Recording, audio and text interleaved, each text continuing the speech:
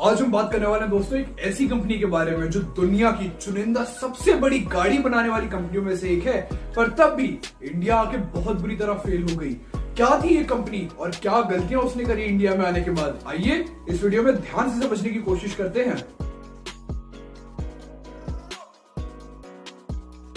ये स्टोरी शुरू होती है लेट 1800s में, जब अमेरिका के अंदर नई नई गाड़ियां आनी शुरू हुई थी। तभी एक आदमी जिनका नाम था हेनरी फोर्ड, वो अपने घर के अंदर, अपनी गराज के अंदर गाड़ियां बनाया करते थे एक्सपेरिमेंट के तौर पर ही डिट्रॉइट में, अमेरिका के अंदर। और इसी गैराज के अंदर वो अपनी एक्सपेरिमेंटल गाड़ियां बना रहे होते हैं। पर तभी उन्होंने देखा कि अमेरिकन मार्केट के अंदर गाड़ियों का क्रेज धीरे धीरे बढ़ता जा रहा है। हर वो आदमी जिसके पास थोड़ा सा भी पैसा हो, वो गाड़ी अफोर्ड कर सकता है, वो गाड़ी खरीद लेता है।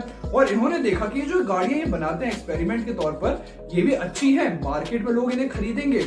इसी सोच के साथ 4-5 साल और मेहनत करने के बाद इन्होंने पैसे इकट्ठे करे, अपनी गाड़ियों की एक्सपर्टीज और ज्यादा अच्छी खरी एक्सपेरिमेंट कर करके, और 1903 के अंदर अमेरिका में अपनी खुद की एक ऑटोमोबाइल कंपनी बना डाली, जिसका नाम उन्होंने रखा फोर्ड।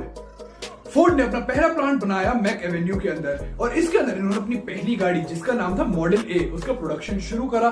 गाड़ी प्रोड्यूस करी, मार्केट में लेके गए, पर उतना अच्छा रिस्पॉन्स इस गाड़ी का मिला नहीं लोगों को। फोर्ड ने जितनी भी एक्सपर्टीज उनके पास थी वो सब लगा के इस गाड़ी को बनाया था, पर इस गाड़ी का जितना अच्छा रिस्पॉन्स उन्होंने सोचा था वो मिला नहीं था। पर जो हार ना माने दोस्तों, उसी को तो एंटरप्रेन्योर कहते हैं। हेनरी फोर्ड इस फेलियर से बिल्कुल भी हार नहीं माने। उन्होंने सोच लिया कि इस गाड़ी को और बेहतर करके अच्छी तरीके से लॉन्च करेंगे। 5 साल गाड़ी के ऊपर मेहनत करने के बाद उन्होंने 1908 के अंदर लॉन्च की मॉडल टी। और आपको पता है दोस्तों, ये गाड़ी इतनी ज्यादा सक्सेसफुल हुई नॉर्थ अमेरिका के अंदर, जिसका आप अंदाजा भी नहीं लगा सकते हैं। हर आदमी को मॉडल टी बहुत ज्यादा पसंद आई थी। हेनरी फोर्ड ने जी जान लगा दिया था इस गाड़ी को बनाने में, और आखिरकार उनकी ये मेहनत रंग ला रही थी। हर जगह इनकी ये गाड़ी बिकने लगी। इतने ज्यादा सक्सेसफुल हो गए थे दोस्तों ये कि 1908 के अंदर ही इन्होंने अपना एक इंटरनेशनल प्लांट भी खोल लिया था पेरिस के अंदर, जिसके अंदर वो मॉडल टी को ही प्रोड्यूस करा करते थे। मॉडल टी दोस्तों 1914 तक, मतलब कुल मिला के 6 साल के अंदर अंदर ही 5 लाख से ज्यादा बिक चुकी थी नॉर्थ अमेरिका के अंदर ही। 1908 से लेके 1920 तक फोर्ड हर दिन बढ़ती गई, क्योंकि आप लोग को, जैसे मैंने अपनी पिछली वीडियोस में बताया दोस्तों, जब डिमांड बहुत ज्यादा हो और सप्लाई लिमिटेड लोगों के हाथ में ही हो, तो जिसके पास भी सप्लाई है उसकी ग्रोथ पक्की होती है। डिमांड आए दिन बढ़ती जा रही थी पूरी दुनिया में गाड़ियों की, क्योंकि गाड़ी उस टाइम पे बहुत ज्यादा पॉपुलर होती जा रही थी। जिसके पास भी पैसा आ रहा था वो गाड़ी ही चूज करता था दोस्तों। तो अब गाड़ी बनाने वाली कंपनीज, हर गाड़ी बनाने वाली कंपनी दिन ब दिन बढ़ती जा रही थी, और उसी ग्रोथ का पार्ट था फोर्ड। 10-12 साल के पीरियड के अंदर अंदर ही दोस्तों अपनी मॉडल टी के साथ ही फोर्ड बहुत ज्यादा ऊंचाइयों तक पहुंच चुका था। और 1920s तक फोर्ड दुनिया की सबसे जानी मानी ऑटोमोबाइल कंपनी बन चुकी थी। अब पैसा तो फोर्ड के पास अच्छा खासा आ ही गया था, और डिमांड की हम क्या ही बात करें। फोर्ड की इतनी ज्यादा डिमांड आ रही थी दोस्तों कि अब जरूरत थी इनको और ज्यादा असेंबली प्लांट्स बनाने की। तब फोर्ड ने डिसाइड किया कि सिर्फ हम अमेरिका के अंदर क्यों गाड़ियां बनाएं, हमें पूरी दुनिया के अंदर गाड़ियां बनानी चाहिए। और 1923 तक ही दोस्तों इन लोगों ने पूरी दुनिया के अंदर 20 से ज्यादा असेंबली प्लांट्स बना लिए थे, चाहे वो लैटिन अमेरिका हो, यूरोप, ऑस्ट्रेलिया, एशिया, कनाडा, हर जगह इनके असेंबली प्लांट्स थे। आपको पता है दोस्तों, पैसा इतना आ चुका था, अब फोर्ड चाहता था लग्जरी सेगमेंट में घुसना। तभी इन लोगों ने एक्वायर करा लिंकन को, जो लग्जरी गाड़ियां बनाया करती थी कंपनी। उसको एक्वायर करने के बाद अब फोर्ड ने सोचा हम अपनी खुद की लग्जरी गाड़ियां प्रोड्यूस करें, और लिंकन के साथ एक्विजिशन करके फोर्ड ने अपनी लग्जरी गाड़ियां भी लॉन्च कर दी, फोर्ड लिंकन एंड कॉन्टिनेंटल के नाम से। कुल मिला के 1925 तक अब फोर्ड दुनिया की सबसे बड़ी कंपनी बनती जा रही थी ऑटोमोबाइल सेगमेंट में। अब पूरी दुनिया के अंदर एक्सपेंड करने के बाद, मार्केट कैप्चर करने के बाद, फोर्ड का मन हुआ इंडिया के अंदर एंट्री लेने का, और 1926 में ही फोर्ड मोटर कंपनी का सब्सिडरी बना डाली इंडिया के अंदर, फोर्ड इंडिया प्राइवेट लिमिटेड के नाम से, और इंडिया के अंदर अपना प्रोडक्शन शुरू कर दिया। पर इंडिया आजाद हुआ 1947 में। 1953 में पॉलिसी मेकर्स ने डिसाइड किया इंडिया में इंपोर्ट रिस्ट्रिक्शंस लगाने का, ताकि जो बाहर की कंपनीज हैं उन पर रोक लगे, और जो इंडियन बिजनेसेस हैं उनको बूस्ट मिले, वो थोड़ा पावरफुल हो, क्योंकि बाहर की कंपनीज बहुत ज्यादा पावरफुल थी। और अगर ये लोग इंपोर्ट रिस्ट्रिक्शंस नहीं लगाते तो बाहर ही की कंपनी इंडिया के अंदर पूरा मार्केट कैप्चर कर लेती। तो 1953 में लगे इंपोर्ट रिस्ट्रिक्शंस, जिसकी वजह से फोर्ड को इंडिया से वापस जाना पड़ गया। फोर्ड ने पर वापस री एंट्री ली इंडिया के अंदर अक्टूबर 1995 में महिंद्रा इंडिया प्राइवेट लिमिटेड के नाम से। ये एक 50-50 जॉइंट वेंचर था महिंद्रा एंड महिंद्रा और फोर्ड के बीच में। पर 3 साल बाद फोर्ड ने देखा कि वो इंडिया के अंदर सक्सेसफुल हो सकते हैं, पोटेंशियल है इंडियन मार्केट के अंदर और फोर्ड इसको कैप्चर करना चाहता है। तो फोर्ड ने महिंद्रा एंड महिंद्रा से और शेयर्स लेके अपने शेयर्स इस ग्रुप के अंदर 72% कर लिए और अपनी कंपनी का नाम बदल के रख लिया फोर्ड इंडिया प्राइवेट लिमिटेड वापस से। 1998 में फिर फोर्ड ने लॉन्च करी अपनी पहली गाड़ी इंडिया के अंदर फोर्ड एस्कॉर्ट के नाम से। ये एक सेडान थी और उस टाइम की गाड़ियों के हिसाब से बहुत ज्यादा बेटर थी, ज्यादा अच्छी क्वालिटी, ज्यादा अच्छी टेक्नोलॉजी, हर चीज इसकी बेहतर थी बाकी की गाड़ियों से, जिसकी वजह से इंडियन मार्केट में बहुत जल्दी ये फेमस हो गई। हर आदमी जो गाड़ी खरीद सकता था अब ये फोर्ड एस्कॉर्ट खरीद रहा था। आपको पता है दोस्तों, अजीम प्रेमजी जो एक बहुत बड़े बिलियनियर है इंडिया के, उनकी ये फेवरेट गाड़ी हुआ करती थी और इसी तरीके से बहुत सारे लोग, अच्छे हाई प्रोफाइल लोगों ने भी इस गाड़ी को खरीदा था और अब फोर्ड इंडिया के अंदर फेमस हो चुकी थी। कुछ साल बीते, फोर्ड एस्कॉर्ट तो एक बहुत अच्छा हिट हो ही चुका था। फोर्ड अब नई नई गाड़ियां भी इंट्रोड्यूस कर चुका था इंडियन मार्केट के अंदर। आपको पता है दोस्तों, जो क्रॉसओवर सेगमेंट है ना, वो फोर्ड ही लेकर आया था इंडियन मार्केट के अंदर, जब वो यूरोप से अपनी पहली फोर्ड का क्रॉसओवर लेकर आया था और ये भी बहुत बड़ा हिट था। ऐसे ही 2-3 और गाड़ियां लेकर आया फोर्ड इंडियन मार्केट में और अब फोर्ड इंडियन मार्केट के अंदर अच्छी खासी पकड़ बना ही चुका था। फोर्ड का मेन प्लांट था दोस्तों मलाई नगर में, जो कि कुछ 40 किलोमीटर दूर है चेन्नई से, और इसके अंदर ये लोग 1.5 से 2 लाख गाड़ियां हर साल बना सकते थे। पर कुछ साल बीते, इसके बाद फोर्ड की गाड़ियों की सेल्स कम होती जा रही थी और वहीं जो फोर्ड के कंपेटिटर्स थे, चाहे वो मारुति सुजुकी हो या ह्युंडई, उनकी बढ़ती जा रही थी। मारुति सुजुकी मार्केट लीडर बन चुका था और ह्युंडई दूसरे नंबर पर था और फोर्ड इस रेस में पीछे होते जा रहा था। फोर्ड को समझ ही नहीं आ रहा था उनसे क्या गलती हो रही है दोस्तों, पर फोर्ड एक बहुत बड़ी गलती कर रहा था। जितनी भी गाड़ियां ये लोग इंडियन मार्केट में लेकर आ रहे थे वो बाहर की गाड़ियों के हिसाब से थी और वहीं मारुति सुजुकी और ह्युंडई इंडियन मार्केट को कैटर करने के लिए अपनी गाड़ियां बना रहे थे इंडिया के अंदर ही। अब जैसे हम लोगों ने पहली वीडियोस में भी डिस्कस करा है दोस्तों, इंडियन मार्केट एक प्राइस सेंसिटिव मार्केट है। उन्हें नहीं पड़ी अच्छी क्वालिटी, अच्छी टेक्नोलॉजी की और महंगे पैसे देने की गाड़ी के लिए। उन्हें होगा कि हम चाहे इस गाड़ी के कम पैसे दे रहे हैं लेकिन हमें ज्यादा से ज्यादा वैल्यू मिलनी चाहिए इस चीज से।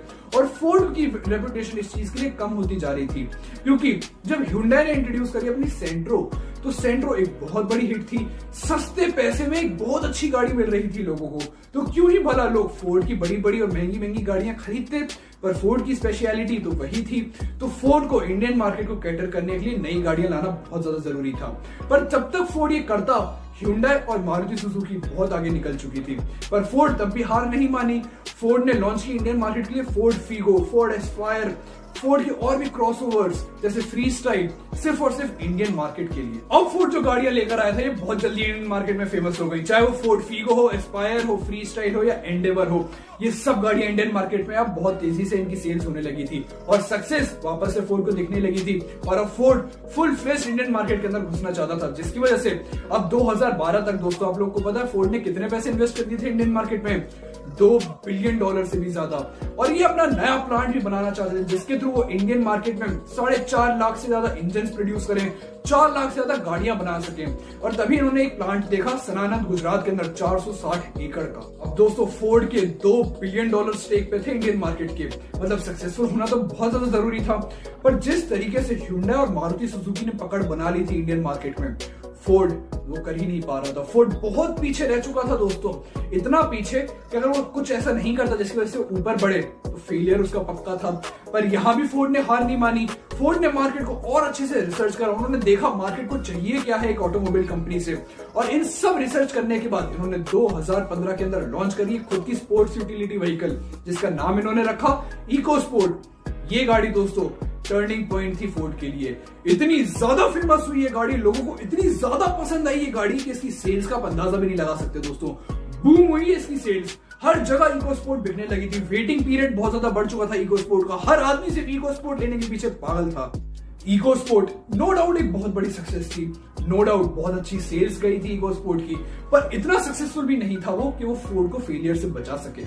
मैं ऐसा क्यों कह रहा हूं दोस्तों, फोर्ड फेलियर क्यों बना, मैं आपको बताता हूं। फोर्ड ने जहां अपना पूरा टाइम बर्बाद कर दिया यही सॉर्ट करने में कि इंडियन मार्केट को उनसे चाहिए क्या है, क्या दे वो इंडियन मार्केट को, वहीं दूसरी तरफ टाटा, ह्युंडई, मारुति सुजुकी जो इंडियन मार्केट को चाहिए वो देकर बहुत आगे निकल चुकी थी। अब दोस्तों आप खुद सोचो, अगर 5 कंपनियां कंपीट कर रही हैं एक दूसरे से और 4 कंपनियां बहुत ज्यादा बड़े हैं, इस लेवल पे जाके वो कंपीट कर रही है और 5वीं कंपनी इतनी छोटी है, तो कहां ही उसका बनता है इस मार्केट के अंदर रहने का। ये 4 कंपनियां पूरा धंधा उसका खा जाएंगी, 5वीं कंपनी कुछ कर ही नहीं पाएगी। फोर्ड के साथ इंडियन मार्केट के अंदर यही हुआ। आपको पता है मारुति सुजुकी का कितना शेयर है इंडियन मार्केट में? 47% का, ह्यूंडई का 18%, टाटा मोटर्स का 8.5% का, और वहीं अब फोर्ड का सिर्फ 1.5% रह गया है दोस्तों। जहां एक टाइम पे फोर्ड 80,000 गाड़ियां हर साल बेचती थी इंडिया में, आज 2019-20 में भी दोस्तों उन लोगों ने 2,500 से ज्यादा गाड़ियां नहीं बेची हैं। फोर्ड को इंडियन मार्केट के अंदर 2 बिलियन से ज्यादा तो लॉस हो चुका है और 800 मिलियन से ज्यादा के असेट इनके खत्म हो चुके हैं। जब इतना इनको लॉस हो रहा है और फोर्ड का कहना ही यही था कि इतना हमें लॉस हो चुका है इंडियन मार्केट में और हमारे इन्वेस्टमेंट के ऊपर हमें उतना रिटर्न नहीं मिल रहा है, इसलिए उन्होंने 21 के अंदर डिसाइड करा है वो अपने सारे ऑपरेशंस बंद करके चले जाएंगे। ऐसी क्या गलतियां कर दी दोस्तों फोर्ड ने, जो दुनिया की सबसे बड़ी ऑटोमोबाइल कंपनी है, वो मारुति सुजुकी और ह्यूंडई से हार गई इंडियन मार्केट में। क्या गलतियां उन्होंने ऐसी की कि आज के टाइम पे कोई फोर्ड की गाड़ियां खरीदना ही नहीं चाहता है, मार्केट ही छोड़ के जाना पड़ गया उन्हें।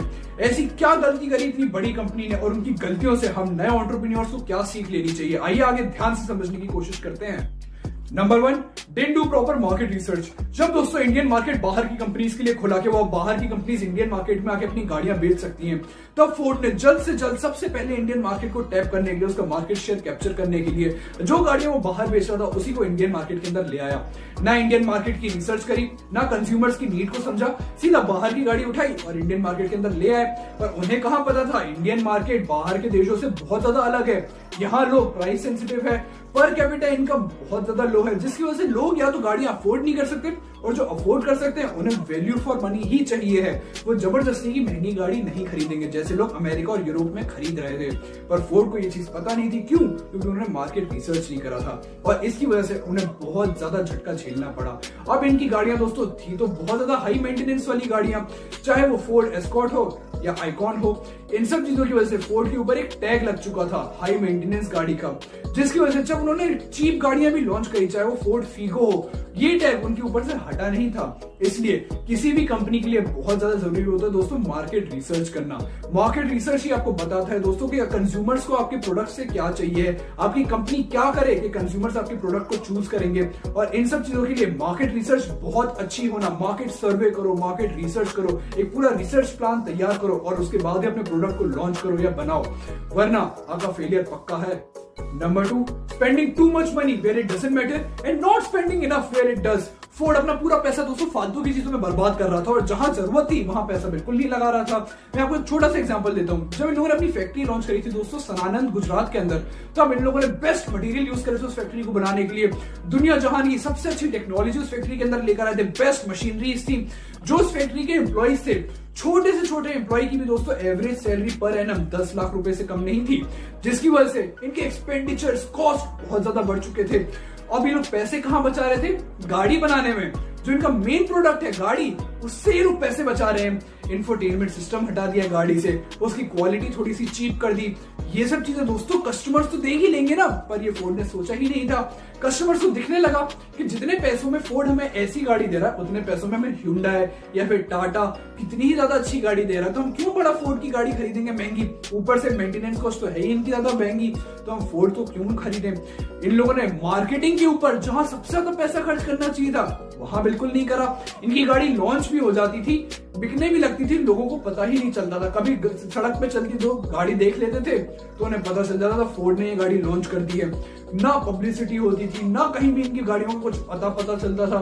मार्केटिंग ढंग से लोग करते ही नहीं थे। इसलिए बहुत ज्यादा जरूरी होता है दोस्तों किसी भी एंटरप्रेन्योर के लिए, किसी भी कंपनी के लिए ये समझना कि कहां उसे पैसा लगाना है, कहां उसे एलोकेट पैसा करना है, कहां नहीं करना है, कहां वो पैसे बर्बाद कर रहा है और कहां से उसे राइट आउटपुट मिलेगा, किस इन्वेस्टमेंट पे उसे कितना ज्यादा रिटर्न मिलेगा।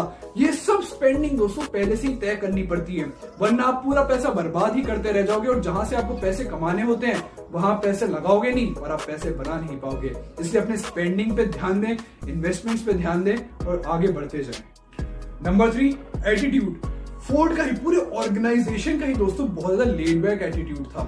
यहाँ पे एंथुसियाज्म ही नहीं था, एग्रेशन ही नहीं था, जो इंडियन मार्केट में इतने कट थ्रोट मार्केट प्लेस के अंदर जीतने के लिए जरूरी था। जहां दोस्तों फोर्ड के एग्जीक्यूटिव्स वीकेंड्स पर गोल्फ खेल रहे होते थे, अपने एंजॉय कर रहे होते थे, पार्टीज वगैरह, वहीं Hyundai लग के अपनी गाड़ियों को बहुत अच्छा बनाता जा रहा था। आपको पता दोस्तों, Hyundai और फोर्ड दोनों ही एक ही टाइम पे आए थे इंडिया के अंदर, और दोनों ने ही लगभग एक ही जगह पे अपनी फैक्ट्री बनाने का सोचा था, चेन्नई के पास में। जहां फोर्ड को कई साल लगे अपनी फैक्ट्री पूरी करने में, Hyundai ने 1 साल के अंदर ही अपनी पूरी फैक्ट्री तैयार कर दी थी। जहां इनके डीलर्स ध्यान ही नहीं देते थे कस्टमर्स को, जब इनकी डीलरशिप के ऊपर आते थे Hyundai पूरी जी जान लगा देते थे डीलर्स Hyundai की अपनी गाड़ी बिकवाने के लिए। दोस्तों कट थ्रू कंपटीशन को जीतने के लिए ना बहुत ज्यादा जरूरी होता है एग्रेशन, एंथुसियाज्म, जो फोर्ड में लैक कर रहा था। बहुत ज्यादा लेड बैक एटीट्यूड था इनका मानना होता था कि फोर्ड एक फैमिली की तरह है, जिसकी वजह से हम सब एक फैमिली का पार्ट है, कोई अगर गलती भी कर रहा है तो उसे माफ कर दो और आगे बढ़ो। जहां कट थ्रू कंपटीशन में Hyundai और मारुति सुजुकी आगे बढ़ने के लिए एक भी गलती नहीं छोड़ती थी, फोर्ड को लगता था कि यार ये गलती तो है, माफ कर देते हैं। इसलिए अपना एटीट्यूड दोस्तों एक एंटरप्रेन्योर को ऐसा रखना होता है, एक विनिंग एटीट्यूड, एक प्रोएक्टिव एटीट्यूड ही आपको आगे बढ़ाने में हेल्प कर सकता है। अगर आप ऐसे रह जाओगे ना राजा महाराजाओं की तरह कि यार ये सब चल रहा है, हम सिर्फ देख रहे हैं, तो कुछ नहीं हो सकता दोस्तों। कंपनी के अंदर पहले नौकर बनना पड़ता है सक्सेसफुल होने के लिए। अगर आप डे 1 से ही राजा बनने की कोशिश करोगे ना तो कभी सक्सेसफुल नहीं होगे। पहले नौकर बन के सब काम करना सीखो और आगे बढ़ो। वो काम Hyundai कर रहा था, वो काम मारुति सुजुकी कर रहा था।